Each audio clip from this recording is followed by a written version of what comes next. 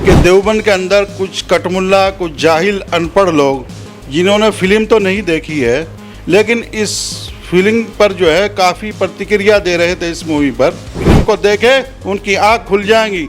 जो पंडित कश्मीर से आकर के जो है वो यहाँ अब भारत के अन्य हिस्सों में रहे हैं, अगर यहाँ भी ऐसा नहीं हुआ, भी जागरूक नहीं हुआ हिंदू समाज, तो मैं कहता हूँ यहाँ से फिर तुम कहाँ भागोगे, कहाँ जगह मिलेगी। लेकिन बहुत जुल्म हुआ है और ये फिल्म नहीं है, ये तो एक हकीकत दिखाई गई है।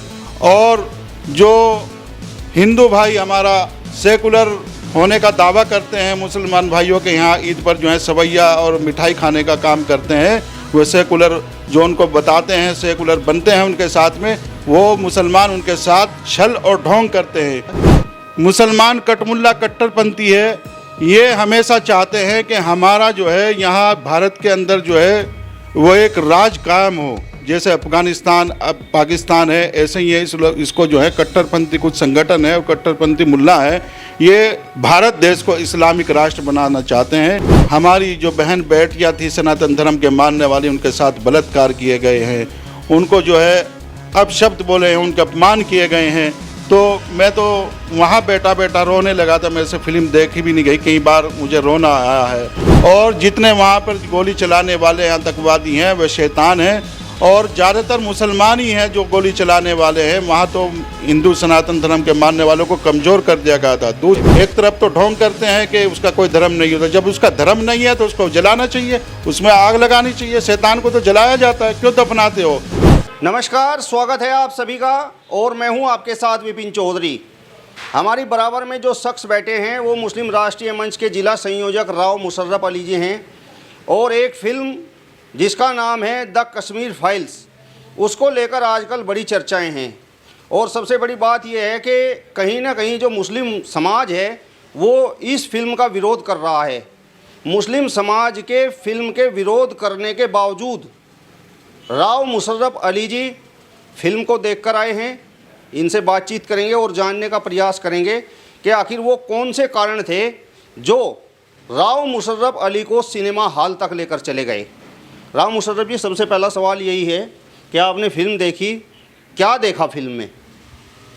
देखिए, फिल्में तो हमने ज़्यादातर बचपन में देखी हैं, लेकिन ख़ासकर इस फिल्म को देखने का मकसद ये था कि देवबंद के अंदर कुछ कटमुल्ला, कुछ जाहिल अनपढ़ लोग जिन्होंने फिल्म तो नहीं देखी है, लेकिन इस फिल्म पर जो है काफ़ी प्रतिक्रिया दे रहे थे इस मूवी पर, और इसके ख़िलाफ़ बोल रहे थे।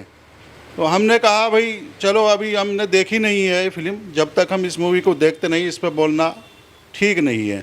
तो आज हमने इस फिल्म को रिसर्च के तौर पर देखा है, और इस फिल्म में जो दिखाया गया है, जितने वहाँ कश्मीर के अंदर जुल्म और ज्यादती हुई है पंडितों के साथ या सनातन धर्म के मानने वालों के साथ जितने जुल्म हुए, उसमें से मात्र 40% दिखाया गया है।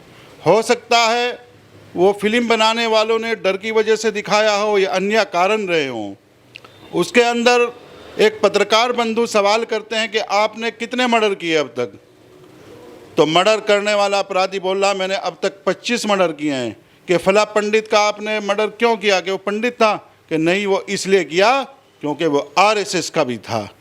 तो मैं कहना चाहता हूँ उन देशवासियों से कि वह इस फिल्म को ज़रूर देखें, और ख़ासकर वे लोग ज़रूर देखें जिन्होंने वोट उस पार्टी को देने का काम किया है जो आर्टिकल धारा 370 का विरोध करने वाली पार्टियां थी, जैसे कांग्रेस हुई और समाप्तवादी पार्टी जो जिसको लोग समाजवादी के नाम से पुकारते हैं, अब वो पार्टी समाप्तवादी हो गई है। मैंने पहले ही कहा था कि 10 मार्च के बाद ये समाप्तवादी पार्टी हो जाएगी, अखिलेशुद्दीन जिसका राष्ट्रीय अध्यक्ष है। तो खासकर मैं उन हिंदुओं को कहना चाहता हूँ, उनको शर्म आनी चाहिए जिन लोगों ने कांग्रेस और गठबंधन को वोट देने का काम किया। इस फिल्म को देखे उनकी आँख खुल जाएंगी। जो पंडित कश्मीर से आकर के जो है वो यहाँ अब भारत के अन्य हिस्सों में रहे हैं, अगर यहाँ भी ऐसा नहीं हुआ, भी जागरूक नहीं हुआ हिंदू समाज, तो मैं कहता हूँ यहाँ से फिर तुम कहाँ भागोगे, कहाँ जगह मिलेगी तुम्हें भारत से जाने के लिए। तुम्हारे इंतजार में तो खाड़ी देश के लोग और पाकिस्तान जैसे और अफगानिस्तान जैसे मुल्क जो है तुम्हारी ताक में बैठे हैं।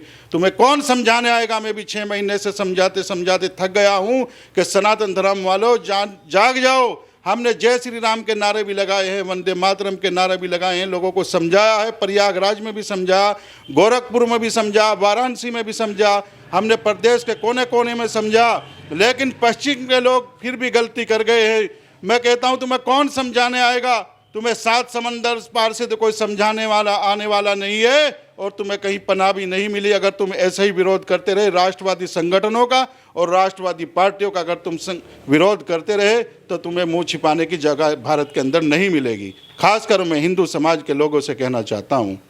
आप एक बात बताइए मुशर्रफ जी, जो आपने द कश्मीर फाइल्स फिल्म देखी है, तो आपको लगता है कि सच्चाई दिखाई गई है या एक खाली फिल्म के तौर पर आप उसे देख कर आए हैं?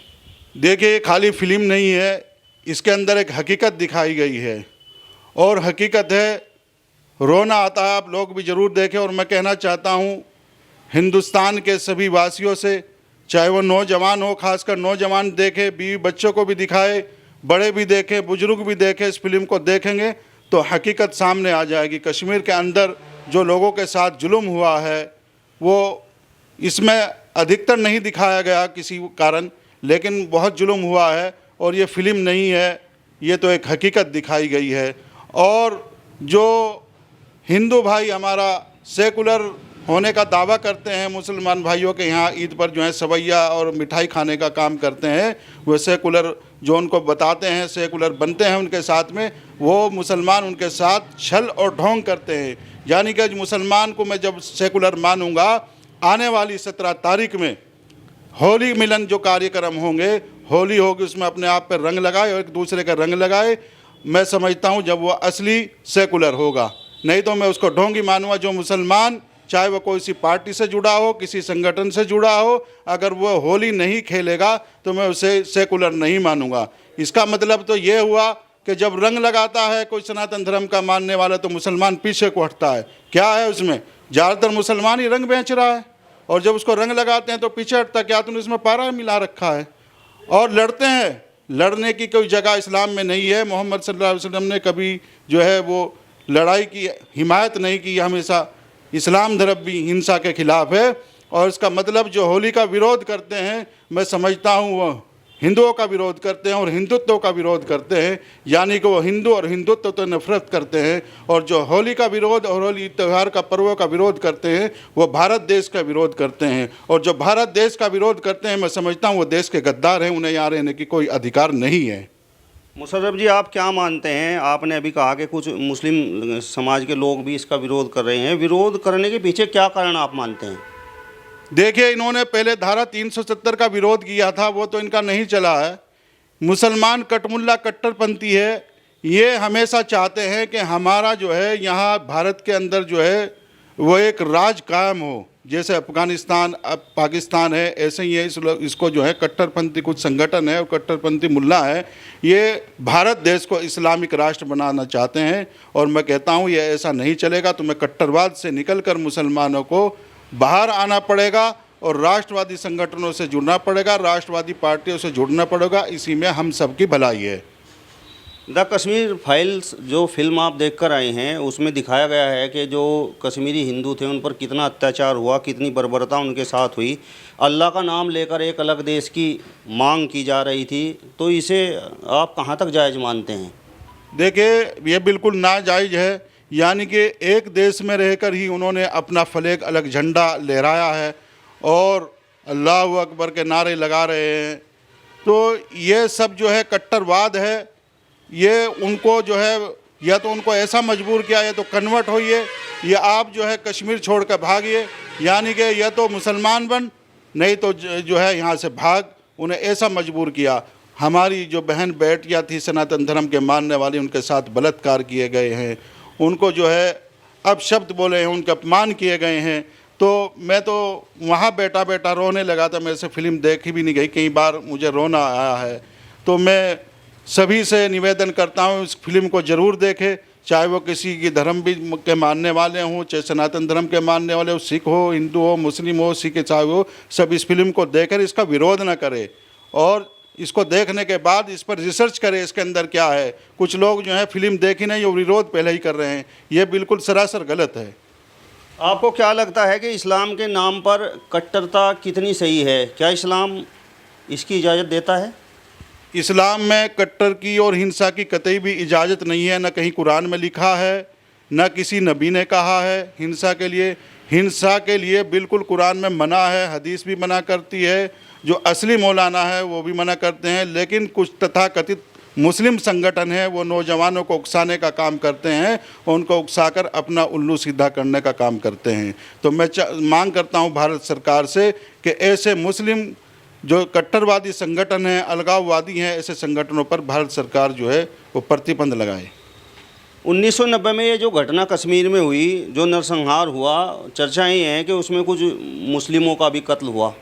तो आपने फिल्म देखी है, तो क्या ये भी दिखाया गया है फिल्म में? देखिए, जब शैतान गोली चलाता है, दोनों तरफ से गोली चलती हैं, तो ये नहीं देखती है गोली हिंदू के लगेगी या मुसलमान के लगेगी या सिख के लगेगी। और जितने वहाँ पर गोली चलाने वाले आतंकवादी हैं वह शैतान हैं, और ज़्यादातर मुसलमान ही हैं जो गोली चलाने वाले हैं। वहाँ तो हिंदू सनातन धर्म के मानने वालों को कमज़ोर कर दिया गया था। दूसरी बात, जब कोई आतंकवादी मरता है तो ये कहते हैं कि आतंकवादिता हमारा इससे धर्म से कोई ताल्लुक़ नहीं है। जब उसका धर्म से कोई ताल्लुक़ नहीं है तो उसकी नमाज जनाजा क्यों पढ़ाई जाती है, उसकी नमाज जनाजा क्यों पढ़ते हैं, या उसको तदफीन क्यों किया जाता है? तो मैं समझता हूँ जो लोग आतंकवादियों की नमाज जनाजा पढ़ते हैं या पढ़ाते हैं या उनको दफनाने का काम करते हैं, वह कहीं ना कहीं उनके समर्थक हैं। वो भी इतने ही बराबर हैं जितना वो आतंकवादी है उसके समर्थक हैं। तो ये भी बात उजागर और स्पष्ट होनी चाहिए। एक तरफ तो ढोंग करते हैं कि उसका कोई धर्म नहीं होता, जब उसका धर्म नहीं है तो उसको जलाना चाहिए, उसमें आग लगानी चाहिए। शैतान को तो जलाया जाता है, क्यों दफनाते हो? क्यों उसकी नमाज पढ़ते हो आतंकवादी के तुम? क्यों उसको कफनाते हो?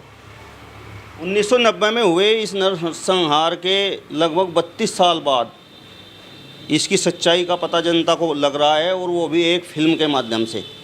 इतना लंबा समय हो गया, इसके पीछे क्या कारण रहा? क्या मानते हैं आप, क्यों सच्चाई पता नहीं लग पाई?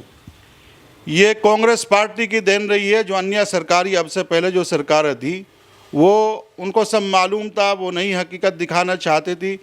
यदि सरकार उत्तर प्रदेश के अंदर गठबंधन की आ जाती है अन्य पार्टी के सरकार आती भारतीय जनता पार्टी को छोड़ करके, तो 100% इस फिल्म पर जो है बैन लगाया जाता, इसको नहीं दिखाई जाती। तो यही सरकार रही है, और वहाँ पे जो है एक किस्म का जो है कश्मीर में इस्लामिक राष्ट्र बनाया हुआ था। वहाँ के जो मुस्लिम मुख्यमंत्री रहे हैं उन्होंने भी जो है जुल्म किया है, वो भी उस जुल्म के कसूरवार हैं, उनको भी सज़ा मिलनी चाहिए। जितने भी अब से पहले वहाँ पे अन्य सरकार रही हैं, उप मुख्यमंत्री रहे हैं या मुख्यमंत्री रही हैं, उनको भी सज़ा मिलनी चाहिए, मैं तो ये समझता हूँ।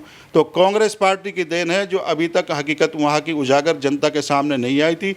ये भारतीय जनता पार्टी की देन है, मोदी की देन है जो वहाँ की हकीकत लोगों के सामने आनी शुरू हुई है। और धारा 370 भी इन्होंने ही हटाई है। इससे पहले जो 70-75 साल पहले सरकारें रही हैं उन्होंने जो है धारा 370 हटाने का काम नहीं किया है।